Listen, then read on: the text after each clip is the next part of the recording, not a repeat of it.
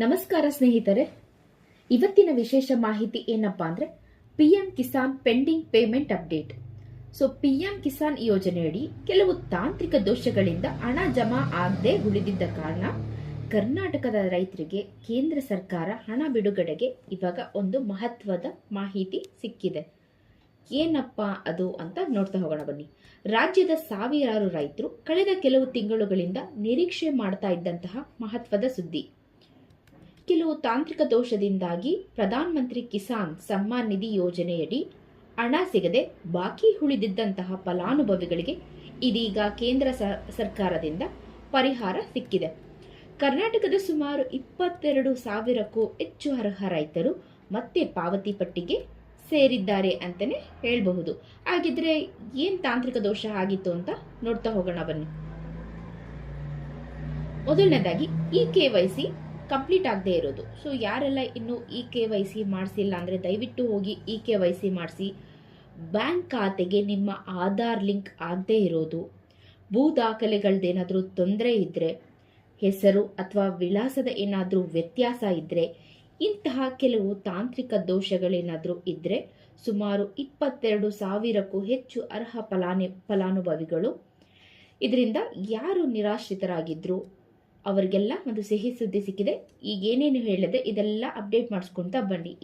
KYC ಮಾಡಿಸ್ಕೊಳ್ಳೋದಾಗಿರ್ಬೋದು, ಆಧಾರ್ಗೆ bank link ಮಾಡಿಸೋದು, ಹಾಗೆ ನಿಮ್ಮದು ಏನಾದರೂ ಡಾಕ್ಯುಮೆಂಟ್ಸ್ ಅಲ್ಲಿ ಪ್ರಾಬ್ಲಮ್ ಇದ್ರೆ, ಹೆಸರು ವಿಳಾಸದ ಏನಾದರೂ ತೊಂದರೆ ಇದ್ರೆ ಅದನ್ನೆಲ್ಲ ಸರಿ ಮಾಡ್ಕೊಂಡಿದ್ರೆ ಇವಾಗ ನಿಮಗೆ 22ನೇ ಕಂತಿನ ಕಿಸಾನ್ ಯೋಜನೆಯಡಿ 2,000 ಏನು ಸಿಕ್ತಿತ್ತಲ್ಲ ಅದು ಇವಾಗ ರಾಜ್ಯ ಸರ್ಕಾರ ಬಿಡುಗಡೆ ಮಾಡಿದೆ.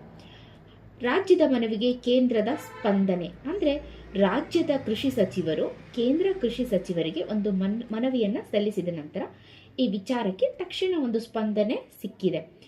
ಪರಿಶೀಲನೆ ಬಳಿಕ ಅರ್ಹರಾಗಿರುವ ರೈತರನ್ನ ಮರುಪಟ್ಟಿಗೆ ಸೇರಿಸಿದ್ದಾರೆ. ಇದರ ಫಲವಾಗಿ ಈಗ ಗುರುತಿಸಲಾದ ಫಲಾನುಭವಿಗಳಿಗೆ 22ನೇ ಕಂತಿನ ಹಣ ನೀಡ್ತಾ ಇದೆ. ಅಂದ್ರೆ ಅವರವರ ಬ್ಯಾಂಕ್ ಅಕೌಂಟ್ಗೆ ಜಮಾ ಆಗಲಿದೆ. ಪಿಎಂ ಕಿಸಾನ್ ಯೋಜನೆಯಡಿ ಈಗಾಗಲೇ 22 ಕಂತುಗಳ ಹಣವನ್ನ ಬಿಡುಗಡೆ ಮಾಡಿದ್ದಾರೆ.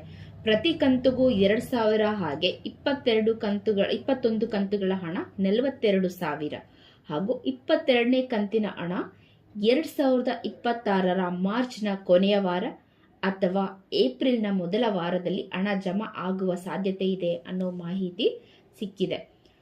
ರೈತರು ತಪ್ಪದೇ ಪಾಲಿಸಬೇಕಾಗಿರುವಂತಹ ಒಂದಷ್ಟು ಕ್ರಮಗಳಿದೆ. ಏನಪ್ಪಾ, KYC ಮಾಡಿಸಿಲ್ಲ ಅಂದ್ರೆ ದಯವಿಟ್ಟು KYC ಮಾಡಿ, ಬ್ಯಾಂಕ್ ಖಾತೆಗೆ ಆಧಾರ್ ಲಿಂಕ್ ಅನ್ನ ಮಾಡಿಸಿ, ಭೂ ದಾಖಲೆಗಳ ನವೀಕರಣ ಮಾಡಿಸಿ, ಮೊಬೈಲ್ ನಂಬರ್ನ ಮೊದಲು ನೀವು ಅಪ್ಡೇಟ್ ಮಾಡ್ತಾ ಹೋಗಿ.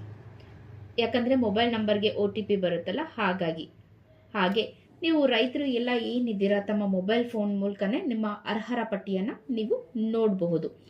ಅಧಿಕೃತ ಪಿಎಂ ಕಿಸಾನ್ ವೆಬ್ಸೈಟ್ಗೆ ಭೇಟಿ ಮಾಡಿ. ಯಾವ್ದಪ್ಪ ಪಿಎಂ ವೆಬ್ಸೈಟ್ ಅಂದ್ರೆ pmkisan.government.in ಗೆ ಭೇಟಿ ಮಾಡಿ.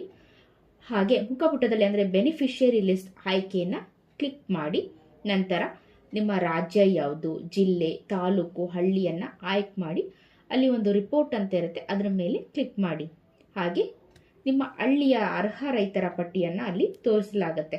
ಇದರಿಂದ ನಿಮ್ಮ ಹೆಸರು ಪಾವತಿ ಪಟ್ಟಿಯಲ್ಲಿ ಇದೆಯಾ ಇಲ್ವಾ ಅಂತ ಸುಲಭವಾಗಿ ತಿಳ್ಕೋಬಹುದು. ಇಲ್ಲಿ ಅವರಿಗೆ ಯಾವ ಕಂತು ಯಾವಾಗ ಜಮಾ ಆಗಿದೆ, ಎಷ್ಟು ಜಮಾ ಆಗಿದೆ ಅನ್ನೋದು ಕೂಡ ನೀವು ಒಂದು ಸ್ಟೇಟಸ್ ಏನಿದೆ ಸಿಗ್ತಾ ಹೋಗುತ್ತೆ.